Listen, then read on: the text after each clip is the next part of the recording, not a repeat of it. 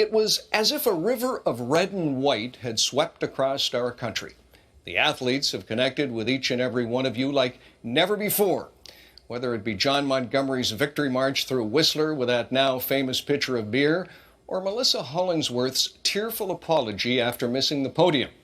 You know, in the past, to cynics, we would have said, how Canadian. Tonight, we say with pride, yes, very Canadian, sincere, heartfelt, and with a deep love for this country.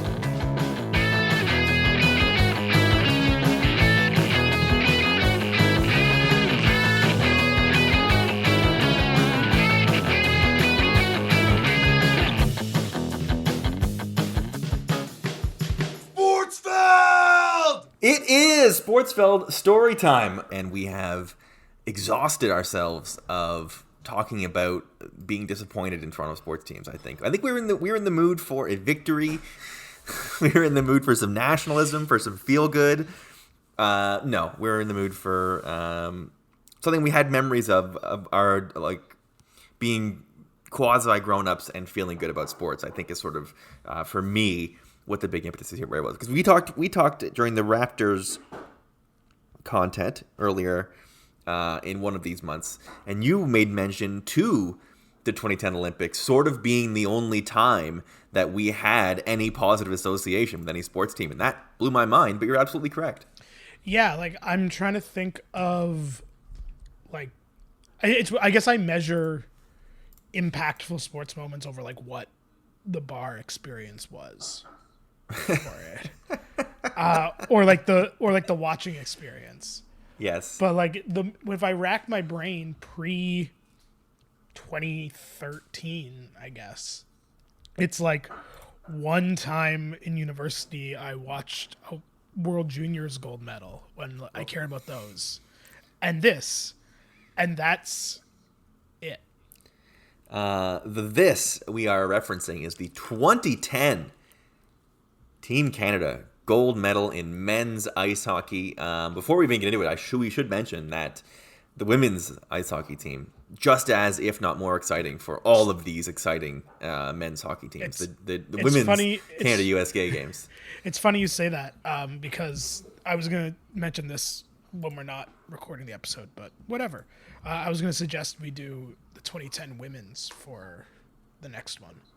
Yeah, and also on our short list of ones that we sort of batted around was the women's Olympic soccer. That classic Christine Sinclair. Believe the arrival of the sport as one of the top rivalries that we have in this country.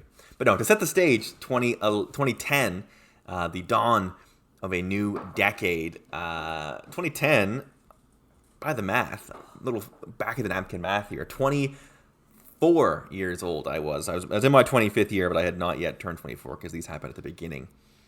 I guess the roster releases in December, and then the games themselves in the early part of the year.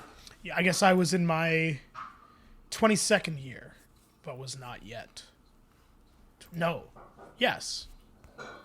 My 22nd year, but was not yet 22, I think. So you are just beginning your watching games in bars sort of era, because I was in college for 2006, the forgotten Olympics, bad Olympic experience. I want to say that was Turin, Italy. That was. Yes, I believe you're correct. I was 21 and did not watch any of it, which, considering the fact that I was super into 2002 and super into 2010, is a little bit surprising. Yeah, I actually feel like I was kind of the same. I don't remember anything about that team. No, and I remember being frustrated and mad about it when they lost. But if you were to ask me, anything about the tournament or even who was on the roster, I could not tell you. And I don't remember. I remember. Obviously, I was too young to be in a bar, but I remember where and with who I watched the 2002 gold medal game. Yes, I have no memory of watching any of the 2006 tournament. Well, they also didn't have a one big game, right? Didn't they flame out? Yeah, I think they lost in the quarters, I want to say. Brian McCabe was on that team. That's sort of the only thing I have in terms of things that I definitely remember about the 2006 team. But sort of talk about 2016 quickly. They, as you said, they were unimpressive. They lost 2 group stage games, lost 1 game to Switzerland, which is a horror, and they were eliminated by the rivals, Russia, who at that point, I mean, not at that point, historically, Canada's biggest rival in hockey, though I think this era, 2002, 2010, and forward, sort of begins the era of the United States being Canada's biggest rival at hockey. Yeah, and I mean, 2002 was also against the States, but I feel like that one was like we are expected to. Yeah, they were underdogs. The States were underdogs. Not that they were favored over Canada in 2010, but it was a little more even footing than we found ourselves in I think I remember 2002. Actually, now that I'm thinking about it, my memory is that 2006 was like the transition year. Right. Because like 2002, if I remember correctly, I think Lemieux was on that team. And Sakic, and it was like their last hurrah. That is correct. Lemieux and Sakic run that team. That And 2002 team is unbelievable. Canada trying to hang on and get a break. It's going to be a break. It is Joe Sakic scores. Joe Sakic scores, and that makes it 5-2 Canada. Surely that's got to be it. Take a look at the Canadian bench. If you doubt me when I say that's more than enough. Here it is. Sakic beats Leclerc to the net. The American defenseman fell in the center zone to give the one step Joe Sakic needed to get in alone and make sure that Canada won the game. Yeah, a taste of the 2002 roster is you got Belfour, Brodeur, and Joseph in net. You got, like as you said, you had Lemieux, you had Sakic, you had Lindros, and then you had Paul Kariya, Owen Nolan, Joe McGinley, guys like Shanahan, Yzerman, McInnes, Brewer, Blake, Niedermeyer, Pronger, Jovanovski, Adam Foote, with Pat Quinn behind the bench. Hard to get much better than that. And I feel like I remember the narrative of 2006 being like, who's going to take, like, who was the torch being passed to? Like, Sid was, I think, on the team. No, he wasn't. He was not. And I think that was sort of a conversation is like 19-year-old Sidney Crosby probably does deserve to be on this team, but I don't even know if he hadn't earned it was sort of the conversation. Right. And I think, but he was already like the best player in the world. Yeah, absolutely right. But I do remember that. It was like a lot of old vets that just like weren't going to do it anymore. Yeah, it was Shane Doan, Chris Draper, Yeah. Todd Bertuzzi, Simone Gagne, Ryan Smith, always on these teams. Ryan Smith, I think, is on Team Canada this year at the Olympics if they had played it. And Toronto Maple Leafs legend Joe Thornton also on all of these teams. Yeah, of course, because he's been playing for almost my entire life.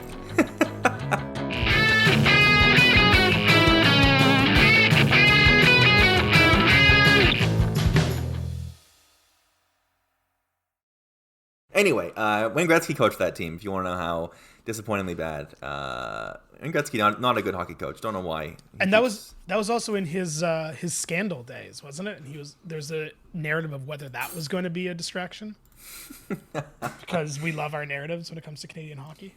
And then he moved into the press box, right? He was like the GM of this. I think so. He's one of the architects of the 2010 team. Yeah, him and Yzerman, I want to say. Something like that. Lots of speculation, as always. Lots of panels and boards and mock rosters and whatnot leading into this. Because, again, not just a chance at Olympic retribution, but we are talking about on home ice. This was in Vancouver. Very important. At the time, I was I would have been in my second or third year of working at Sportsnet. No, that's not true. I would have been in my fourth year, 2010.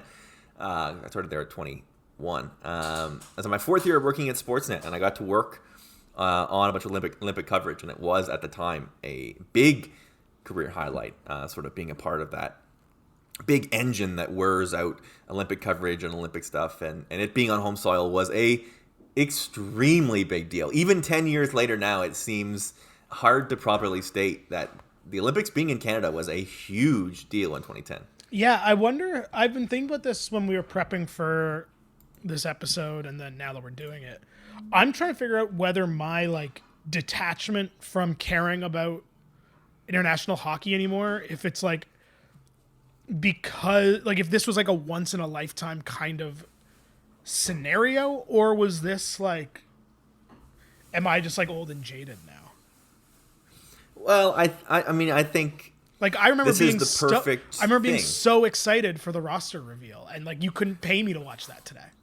Right. Well, on one hand, you were 20 years old. On the other hand, this really is the perfect storm of home ice, perfect age. Olympic hockey was still in a bit of a novelty because we had 2002, and nobody really watched, as we established for the 5th time here. Nobody really watched 2006 because it was time zone didn't quite match up. It was the perfect roster with the perfect amount of star power. Really, playing at home is a huge deal, and it was, as we talked about, some of the guys that got left off the 2006 team, the guys that made the 2010 team.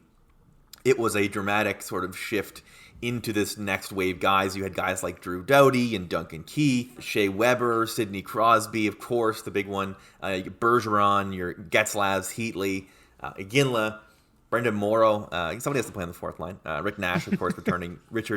Mike Richards, Corey Perry, Eric Stahl, Joe Thornton, as always, Maple Leafs legend, Jonathan Taves, Brodeur, Fleury, and Luongo in net. It's a little more like this was, without a doubt, the best players in the NHL were on this team. There was no question. Yeah, like, I don't mean this in any disrespect, 'cause obviously he had a wonderful career and made the Olympic team, but like there was no like Chris Draper here. Right. Like this team was your closest thing to Chris Draper was like Brendan Morrow, who was a very good player. Who was ridiculous back then. Yeah. And I also think, like, we'll get into this in a later episode, but I think that's part of what killed it for me after this too. We're just, like, they're just too good now. Right. Well, it would be interesting to see, it is like the World Cup of hockey, for all the shit that it took. Like, Team North America was super duper fun. And now, like, losing Olympic hockey in the most recent go round and not knowing if it'll be there the next time around, like, there are certain things that we're not going to get that we did get. Like, we're probably never going to get Crosby and McDavid on the same team, right? We could have had that. We legitimately could have had that, and that we're probably not going to get that. So this was an opportunity for us to see things we were never going to see. But it was the beginning of this new generation of Canadian hockey players, that's for sure. Yeah, I think that's probably true. An incredible note here that seems impossible. TSN broadcast the selection of the tournament live, and the roster was announced in front of 4,000 fans in December 2009. That's impossible. It's our pleasure to introduce Canada's goaltenders for the men's Olympic hockey team. From Montreal, Quebec, Martin Brodeur. De Montréal, Québec, Martin Brodeur.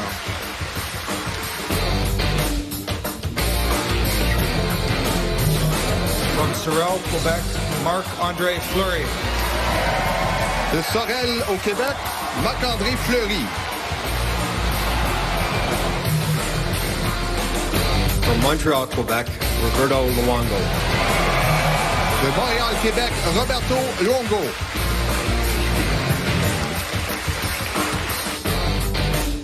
Ladies and gentlemen, hockey fans, mesdames et messieurs amateurs de hockey, vos gardiens de but d'équipe Canada, your Team Canada goaltenders.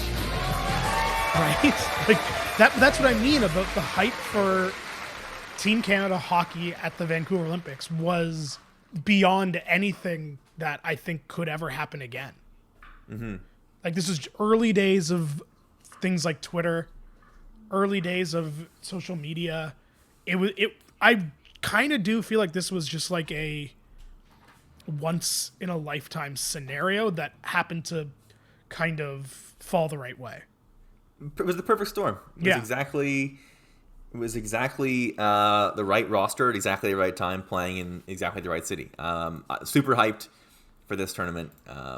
It was unquestionably the crown jewel of the tournament. I think it came right at the end. I think it was literally the very last event. I'm pretty sure it was, right? Because it was the same day as the closing ceremonies, wasn't it? Yes, it was. Yeah, you're right. Because the closing ceremonies were at night, and this game started, I want to say, at like noonish, 1 p.m. Yeah, it was definitely an afternoon game. I remember that very well. And also, like, if I remember correctly, I believe it was also for which country would win the most gold medals. Right, something like that. Like it was all of the elements together are like nobody like I don't know how I feel. I mean, I don't care, but I also don't know like where I land on the does most golds quote unquote win the Olympics or does most total medals. Mm-hmm. But regardless of where you land on that discussion, there was an element of Canada quote unquote winning the Olympics on home soil in men's hockey. Yeah. Like it's truly we'll never see something like that again. Your captain, Scott Niedermayer, Pronger, Crosby, and Iginla. Your alternates. Remember those last two names. They come in handy. The games were played, an interesting note from Jake here. The games were played at Canadian Hockey Place, which is GM Place, which is now Rogers Arena, Rogers Center, Rogers Place. Something like that. It's a Rogers building because you can't have sponsor names in the Olympics. I didn't know that. Yeah, I didn't know that either until just now. In a rare moment of, getting to be frontrunners in sports in our lives, it was gold or bust for sure. Yeah. And we'll see how they do on that track. We will dig into it and start the tournament in the next episode of Sportsfeld Storytime.